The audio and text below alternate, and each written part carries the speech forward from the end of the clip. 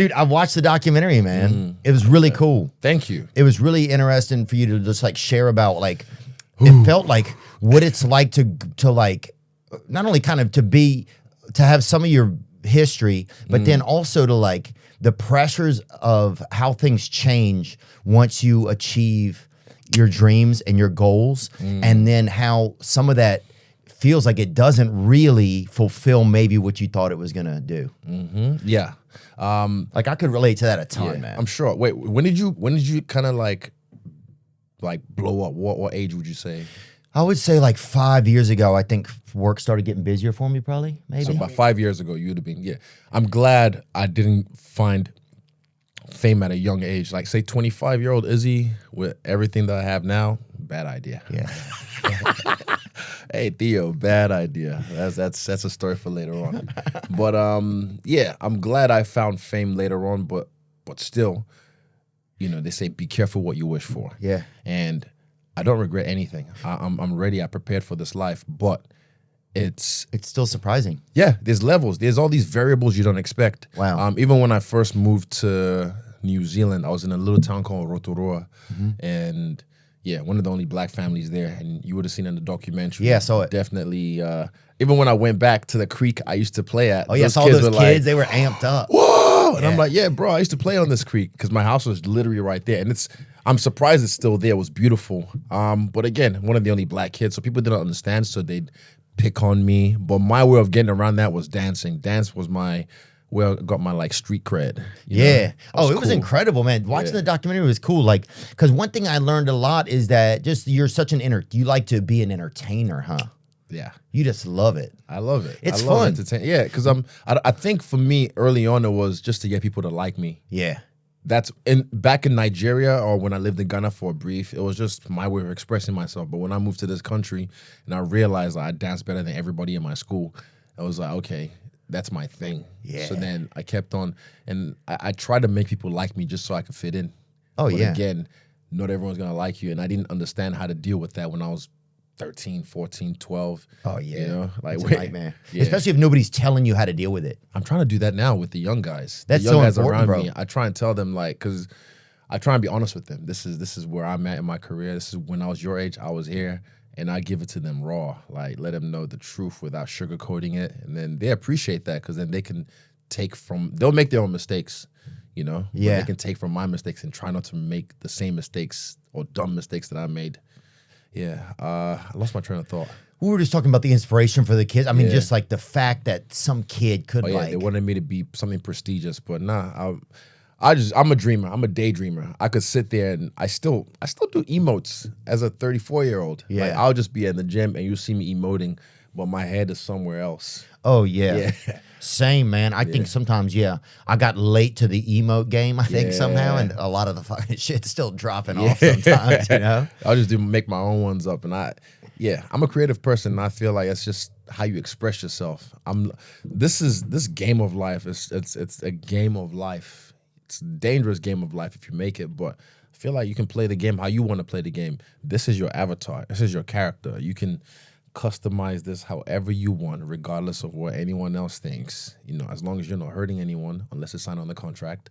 But just doing you, it's the best way. When I'm on the golf course, I mean, I'm not trying to even flex, but I got pretty good. No, I want to see like it. I can't believe it. I got pretty good in about how many months? Let me say I got pretty good. I'll send you guys this clip as well. I got pretty good in about 5 months. So this is me now. Ooh, my. It's not bad. I sent that shit to the moon. I was like, ah. And look, again, emotes. This is how I live my life. I sent it. Yeah. Because when you're a kid, you be doing shit like this. And then when you get to being Bro, I'm a Power Ranger when I was a kid. I was a Ninja Turtle.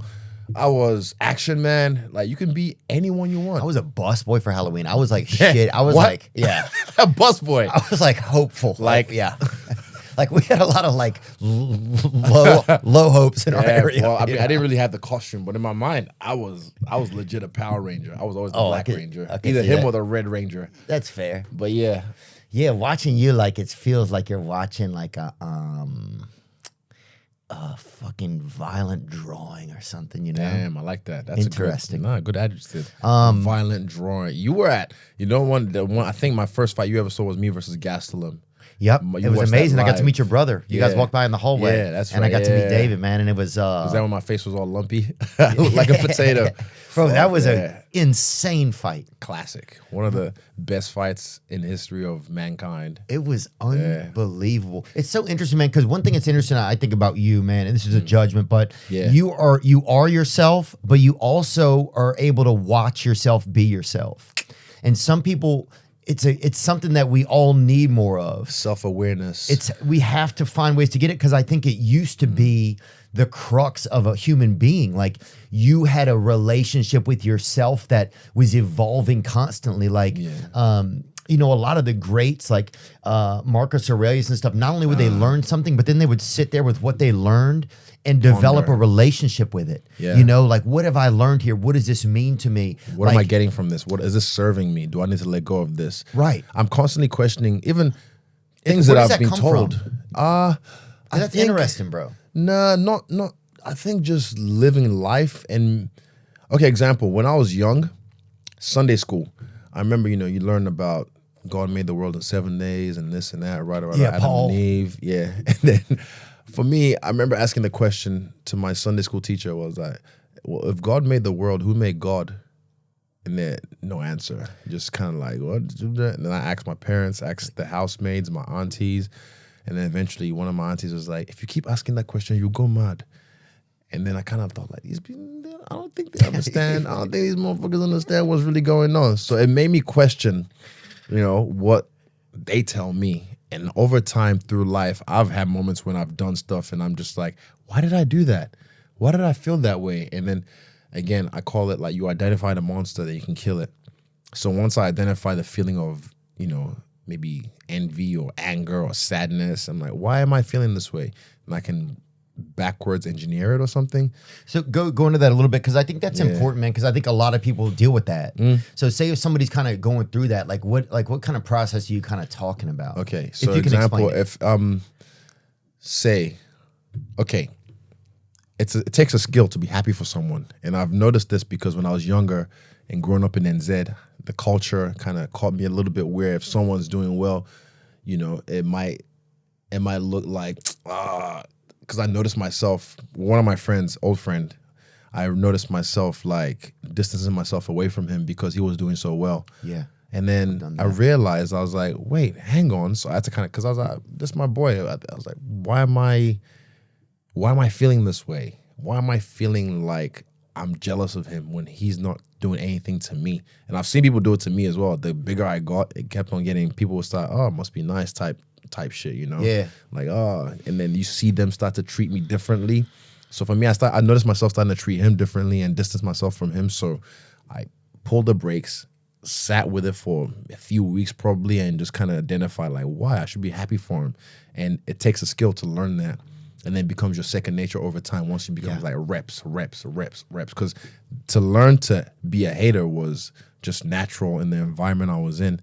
So I had to learn, that's not the way I want to be. So you can unlearn behaviors as well. Even as I get older, things, even women, I have to unlearn certain behaviors and be like, okay, you have to know, like, this is maybe approaching this, being more honest or being more communicative and all that kind of stuff. You have to unlearn and constantly learn new ways of being.